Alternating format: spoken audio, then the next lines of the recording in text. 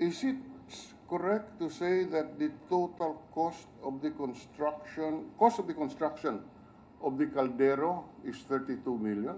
Kamahal naman na kalderong to. That's also what the line item says, Your Honor. It says construction of SEAG, which is, I suppose, SEA Games, stadium, cauldron, and design and installation. 32 million is what it says here, Your Honor. That's the cost of the construction. And therefore, including the design of 4.4 million, the cost of the foundation is 13.4, the cost of construction is 32 million. There is another also item, risk tags. What does this mean?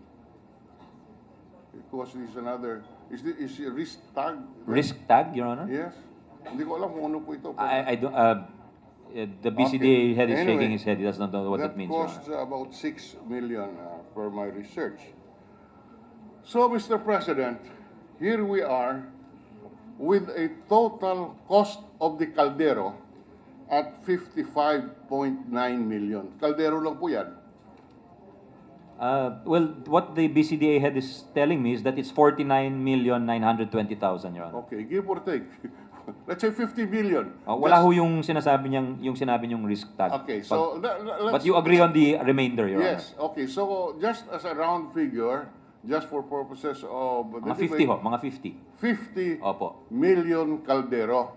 Yes, we confirm that, Your Honor. All right. Do you realize that at 1 million per classroom, this can construct 50 classrooms? In other words, we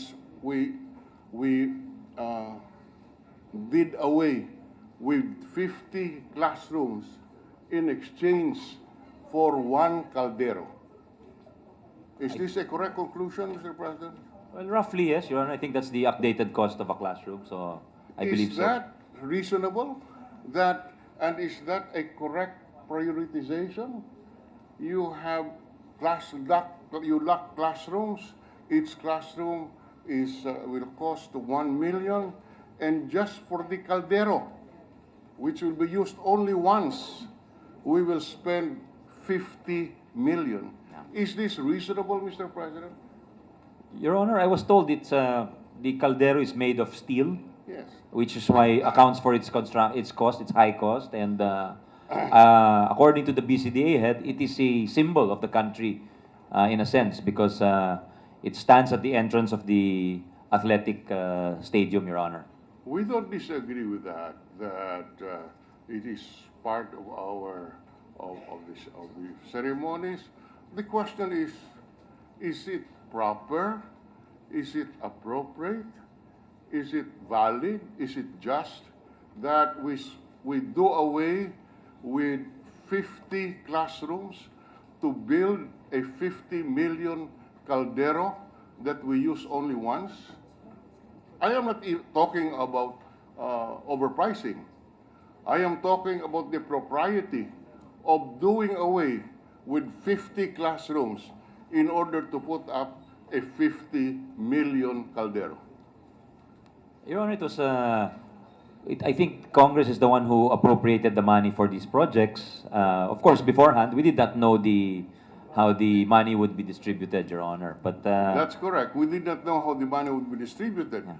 We based this on the representation that the total amount of 10.546 billion was needed for capital outlay. But we did not know that 50 million, which is equivalent to 50 schoolhouses, will be spent for an oversized caldero.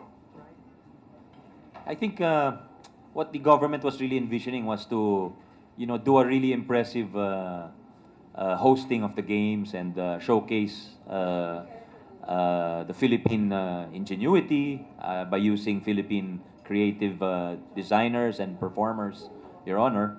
I think this is what other Southeast Asian countries have also done when it was their turn to host, Your Honor. I think in his heart of hearts, the good sponsor, good intentioned as he is, finds difficulty justifying a 50 million caldero which is equivalent to 50. Anyway, but what's inside my heart, Your Honor, is irrelevant. My heart is black. It's color black, Your Honor. So we should not talk about my heart.